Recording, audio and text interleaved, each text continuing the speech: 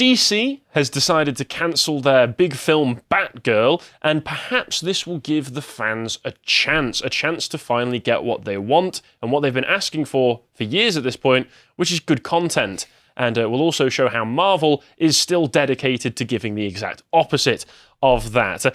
Before I go any further, Ezra Miller is somebody that I've covered on the podcast a number of times, and his crazy hijinks that he always gets up to with beating women, abusing women, grooming children, many such cases, all under Ezra Miller. There is a little bit more to cover with him because he is relevant, being that he was the Flash, and I will emphasize was, because I, at the very least, hope he won't continue to be, because it's ridiculous that DC has so far been happy to associate themselves with Amber Heard, a notorious husband beater, and Ezra Miller, a notorious nonce, fugitive, drug addict, general psychopath. I met him on a night out actually in Soho. You're joking. No, you did? I did, yeah. Oh my goodness. So it was on the last day, I assume, of him filming The Flash in London, because obviously it was him and Ben Affleck were in Glasgow, and he's walking through Soho, and I was in the queue for a pub/club, and I just went, Ezra Miller, and he was wearing a black beret and like the Thriller jacket, and he just went to me, he winked and walked past, and a friend of mine ran up and got a photo with him. She wasn't even a DC fan. I was like, you got a photo with the Flash? This was before all of this came out, by the way. Yes, I would hope so. And then her phone got nicked on that night out, so perhaps, so you've got no proof of this? No, then? but perhaps, well, she would have proof of it, but perhaps that's done her a favour of the fact that she doesn't have a photo with a notorious nonce. That's all true, but just to go over a little bit of the information that I covered on this particular episode. So Ezra Miller met a young girl who was, I think, 12 years old when he met her at an activist protest, struck up a friendship with her, as you do when you're at a protest and you meet a 12-year-old, or I think it's 12 or 14, I forget exactly which one. But when you meet a young teenage girl, you often protest, you strike up a friendship with her, and then you convince her that she's actually non-binary or trans. You invite her when she's still a very young teenager to the set of Fantastic Beasts and where to find them, and just introduce her to all of your Hollywood associates. You separate her from her parents, and then when she quits university, you invite her at 18 years old to just come and stay over as a live-in friend after you have admitted many times to Pink News and other such outlets that you like to indulge yourself in a weird groupie circle of sex fiends that you like to have weird orgies with. He is also a drug-fueled maniac who has gotten into fights and threatened to kill many women in Hawaii. He went to a friend's house and freaked out when they were playing a board game after he claimed it had roots in black culture, and a black guest disagreed with him, at which point he started screaming at everybody and waved around the gun that he was carrying while he was also wearing a very obvious bulletproof vest. And he's also considers himself to be non-binary, and shockingly enough, many news outlets still give him the dignity and of referring to him as they, but I think we're well past being able to treat this man with dignity. But if we move along to the next link, I did find that there's been more allegations regarding him from his time in Iceland in 2020. So here's just some interesting extra information before we get into the meat of this subject. So this is a man that DC stood by, and it seems might not be standing by for much longer. This is easy mean, is it? Yeah, if they have any sense whatsoever, they are going to drop this man from The Flash and drop this man from any franchise they have in the future. The same way that they tried to do with Johnny Depp before it was revealed that Johnny Depp was the victim the whole time, which I doubt that same thing's going to happen with dear old Ezra here. And honestly, I will just say his adventures are more compelling than any superhero film that I've seen in a long while. So if Warner Bros. Really wanted to monetize this man, they would get a guerrilla crew of filmmakers to follow him around 24/7 and just on maybe a weekly basis release the best footage that they've got. He does look like an effeminate Charles Manson, doesn't he? I think he looks like some LARPing vampire, personally, and it seems that he has a life-draining effect on those around him, that's for sure. So, in 2020, the world first learned of Miller's increasingly erratic behaviour when a video showed him choking a woman in Iceland, but his it's so confusing because they refer to him as there. I could go with that, but his time in Iceland was more eventful and disquieting than even that video would suggest. During the 2 months that Miller spent in Iceland, rumours spread among locals that the actor was running a cult out of an Airbnb. Permanent residents described him as an aggressive person with a revolting smell who rarely changed out of his clothes. It's monkeypox for you. Yep. 3 people recalled Miller walking barefoot through Reykjavik, noting long, unclipped toenails and what may have been an infected gash on his foot. Lovely. The Airbnb was described by one visitor as a commune with beds laid out on the floor, so he'd created his own little pod community, which is very nice. He later collected a community of artists, expats, and beautiful young women who were always the most vulnerable to these kinds of cultish psychopaths for some reason, who were said to hang on his every word.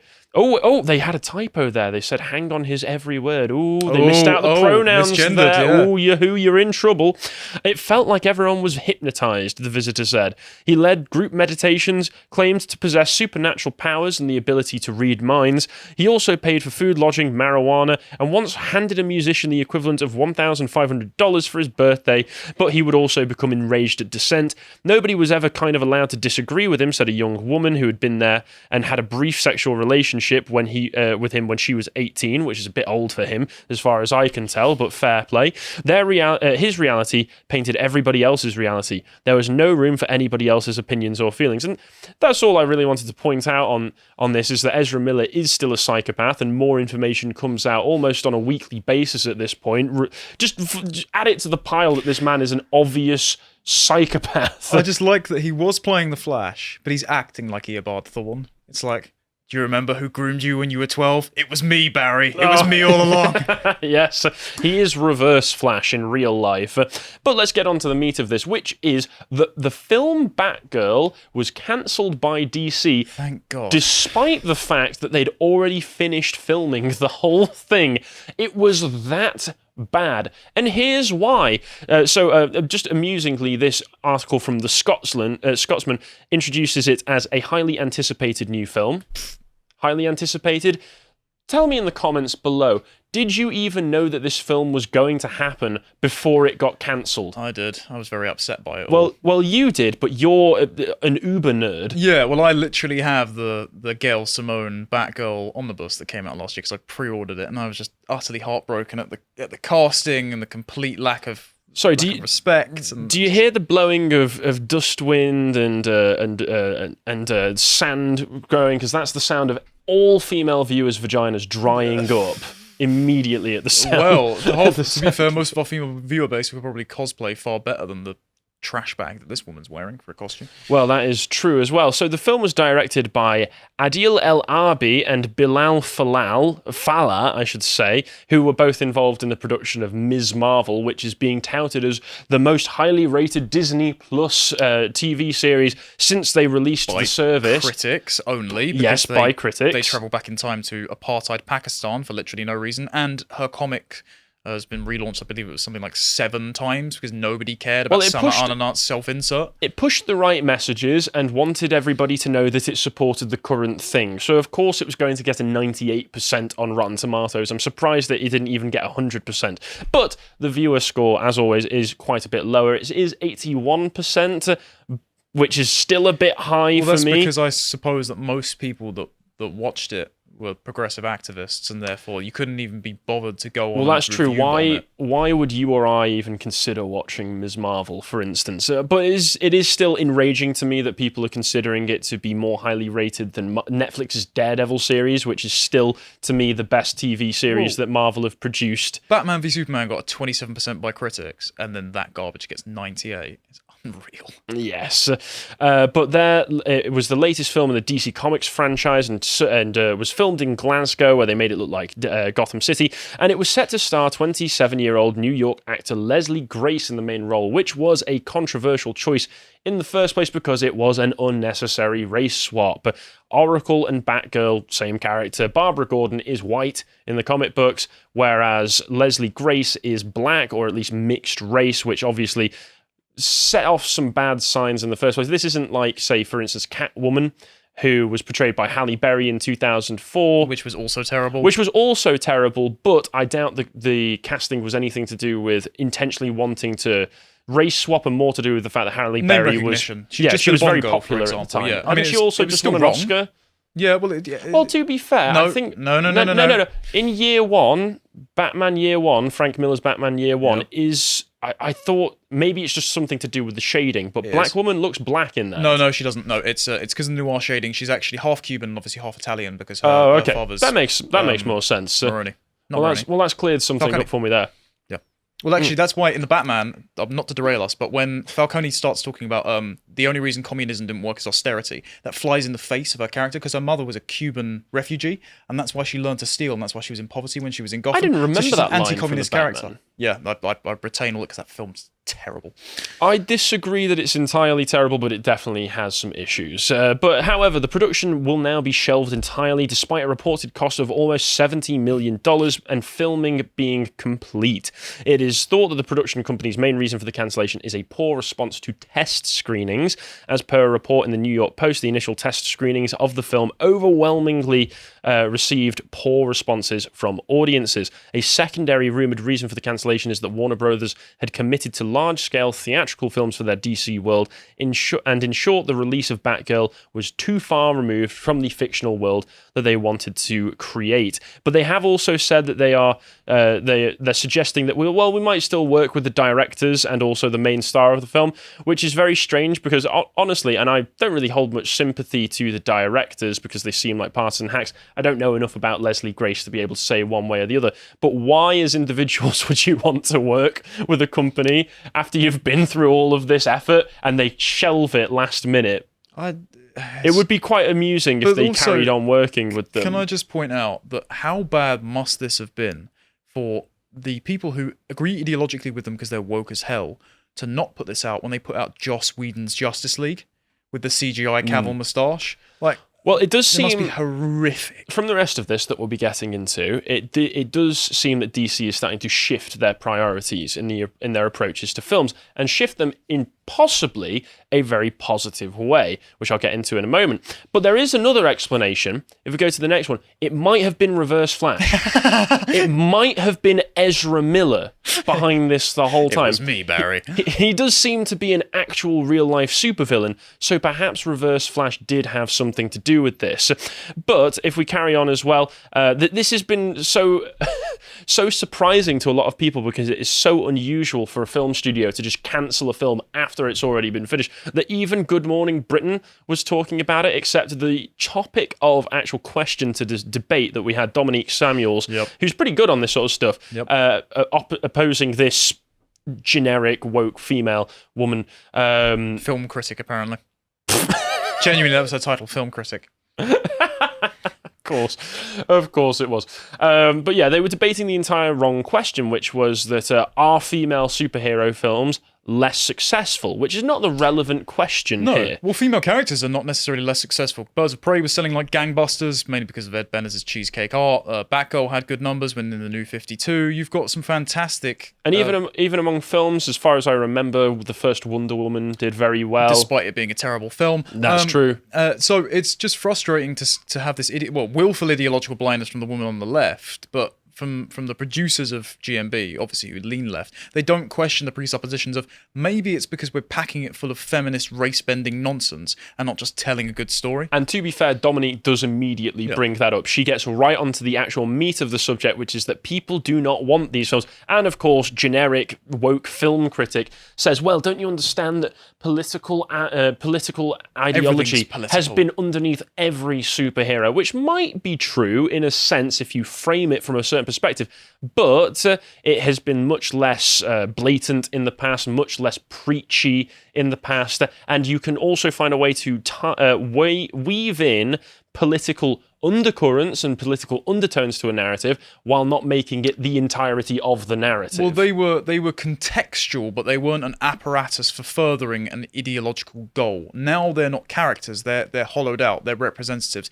and by making I said this when in American Spectator when they changed John Kent to be bisexual. By making the characteristics the heroic virtue, the young, compassionate bi guy, rather than punching the villain, you're making a subset of protected classes the hero by virtue of their birth. So de facto, that means that straight white men are automatically the villains. And I don't want to be called Lex Luthor just because of the way I was born. I'm not going to pay to see your film if you make me the villain. I'd also say, from what you're saying there, the idea of young, compassionate bi guy being the virtue. Those that are not necessarily, each of those individually are not necessarily virtues. Compassion can be virtuous in certain contexts, be pathological. but it can also be pathological. It can also be a very negative trait if you are overly compassionate to people who do not deserve it and will take advantage of that compassion. The true compassion, true virtues would be something along the lines of honesty, commitment to truth, commitment to justice, fighting evil, prudence, justice, all these the things American way. Yes, all these things that Superman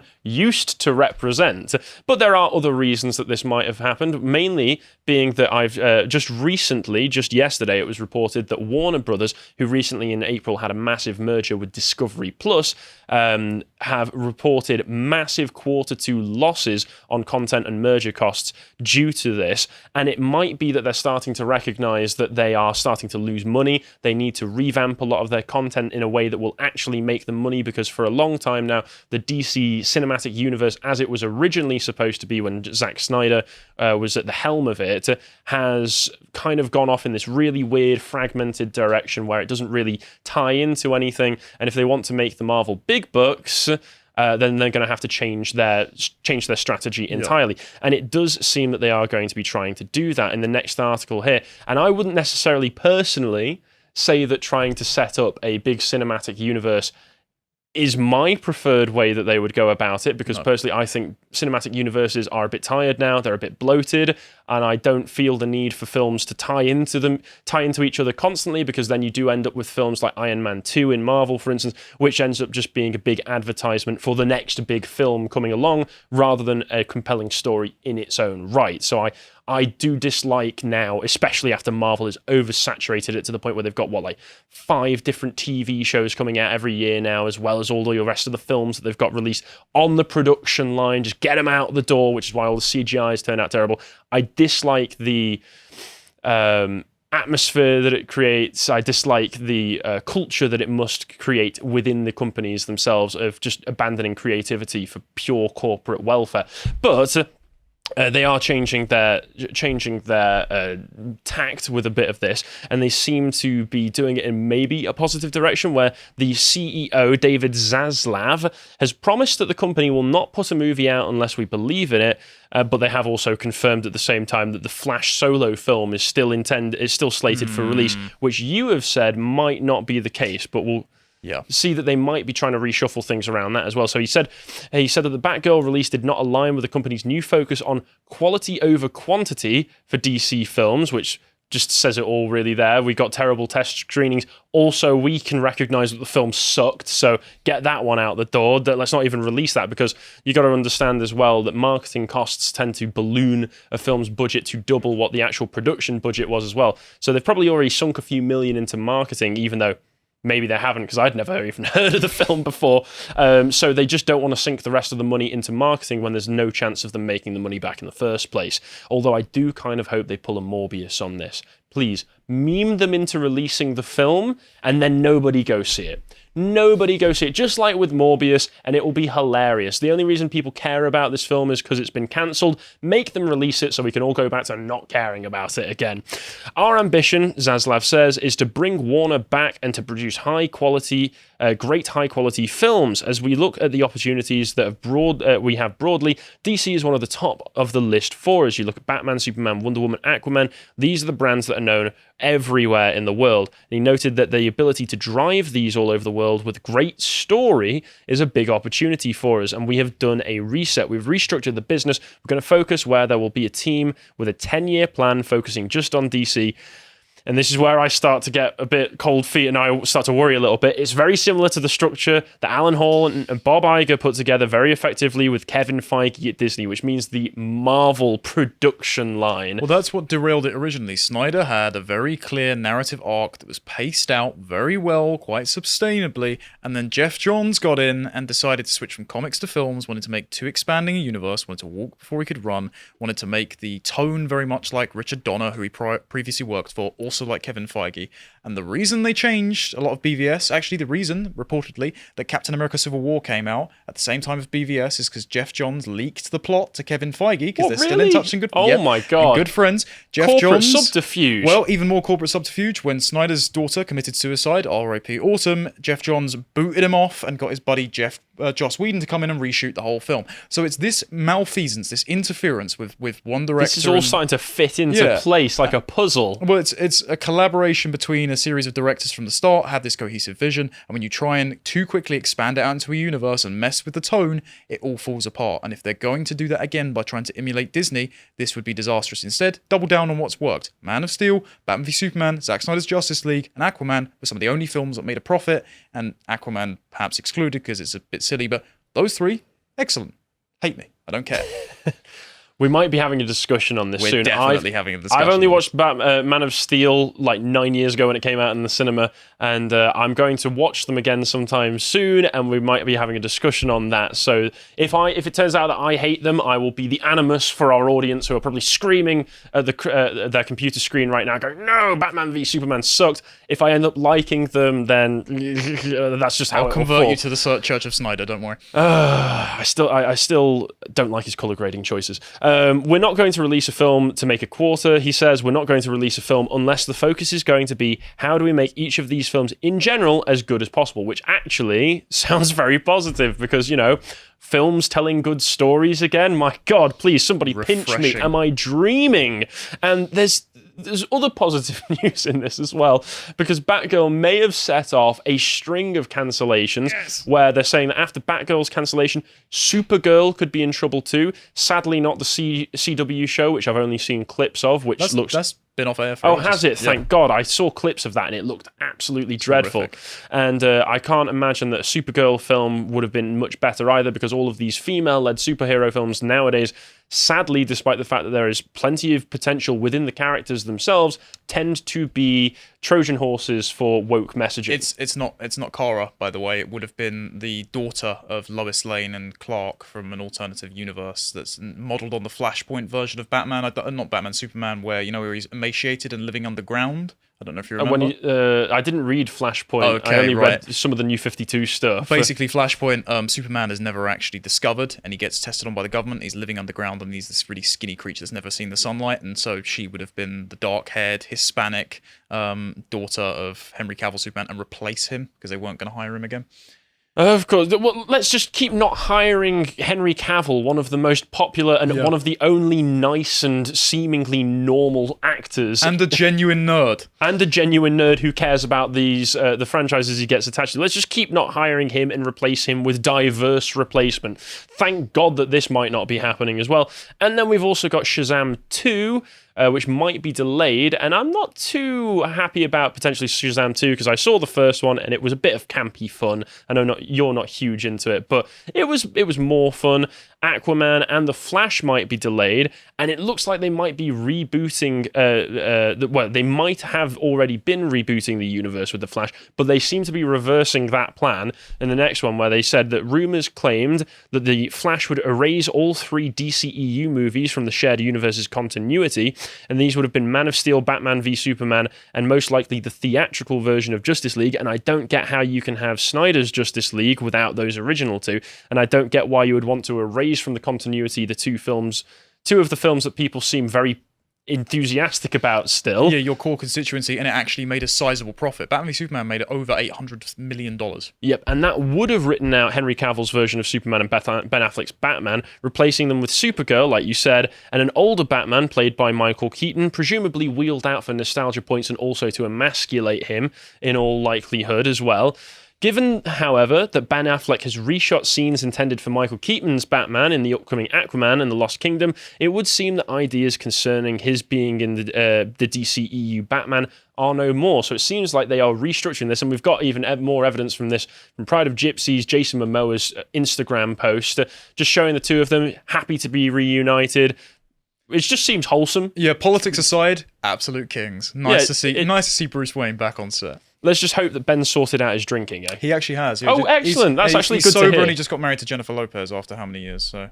Oh, fair play. So he's getting things back together, and I just want to see him in the Batsuit. Yeah, fair play to him. And if we move along onto slightly less good news, there is the second Joker film coming out. I know we all loved Joker when that originally came out. I still really enjoy it. It's a great film. But do you remember how we were all hounding for a sequel? How everybody knew that a sequel was completely necessary, and how even the director at the time said, no, I don't want to do a sequel, and Joaquin Phoenix said, no, I don't think a sequel is necessary. Well, we're getting a sequel, and the date has been confirmed. Just scroll up a little bit for me. Just so it's the 10th of April, or is it the 4th of October? It's 10th of April. No, just because it's America. Yeah, you're right. Yeah, 4th of October, 2024, for the supposedly musical sequel to Joker, Joker 2, Folie à Deux, which will also be starring Lady Gaga as Harley Quinn. So hold your excitement, boys. I know you must be raring for this one. There are rumours it might be a musical, and it's because Bradley Cooper, who is the original producer of the first Joker, best friends with Todd Phillips because of the Hangover movies, did Star is Born with Lady Gaga and is trying to recruit her talents, and so it might be a musical about Joker and Harley Quinn set in Arkham Asylum. So it's a musical for reasons completely unrelated to necessity for the plot or story. Great. It might be a musical purely for the sake of satiating the actors' egos. Fantastic. That's just what we wanted from a Joker sequel, isn't it? That we didn't want anyway. But despite this, it does seem from all of that DC is restructuring in a way that might actually please fans. It'll please me if they do it. Which is nice to see, because I like to see companies recognizing that the fans are important. But let's contrast this quickly with Marvel, where the She-Hulk director, I mentioned Daredevil earlier. Daredevil is one of my favourite shows that Marvel has ever put out. It was really fantastic, in my opinion. And they're bringing Matt Murdock back for She-Hulk, which is going to be absolutely dreadful, and they're going to emasculate him. She-Hulk director Kat Coiro confirms Disney Plus series developed with focus on inclusivity and making sure that the story was told through the female lens. Well, you just excluded your entire male audience then, haven't you? Yes, which is the entire comic book audience. Let's be perfectly honest here. Everyone only bought John Byrne's She-Hulk because of the covers. That's true. I mean, to be fair, though, I've enjoyed She-Hulk in the past, and she's a great character when she's written by men, so that's one thing. And they also quote in this, I love watching Bruce, because obviously the original Hulk is going to be part of this, get completely thrown off his game thinking that he's the teacher and realising that very quickly she has things to teach him. They've Luke Skywalkered him. There you go, yeah. We can't make female characters cool or interesting in their own right. We need to humiliate our male characters to show you that the female characters are cool. And then there's also Marvel's Ironheart casting RuPaul's Drag Race finalist Shea Coulee as Disney Plus series regular. Well, he's already wearing his villain makeup. He does look quite evil there, doesn't he? Like most drag queens end up looking eventually. Eventually? The character he's playing is a drag queen superhero called Dark Veil, who appeared in 2018 Iceman and was originally based on Shea Coulee in the first place. And the casting comes 4 months after Disney's CEO Bob Chapek said that he wanted to be an outspoken champion for the LGBTQ plus community. This is after he originally said they were going to try and separate themselves from politics, and then a few activists complained on Twitter, and he walked that back quickly, and he said to my fellow colleagues, but especially to our LGBTQ plus community, thank you all who have reached out to me, sharing your pain, frustration, and sadness over the company's response to the Florida Don't Say Gay bill, wrote Chapek in a company-wide email in March. Speaking to you, reading your messages, and meeting with you have helped me to better understand how painful our silence was. Starting immediately, we're increasing our support for advocacy groups to combat similar legislation in other states, and this segment has gone on for a very long time, so all I can say to that is Marvel cannot die soon enough. Can I just point out one final thing? John, scroll up quickly. Sorry. Keep going. Yeah, it says legal status, American citizen with no criminal record. Big shout. Sure, okay. If you appreciated that segment from the podcast of the Lotus Eaters, you can go to lotuseaters.com to get access to all the content we have on the site, such as this article from Bo on the edge of forever. If you want to find out what else we're putting out, you can follow us on Getter at @lotuseaters_com on Getter. Thank you and goodbye.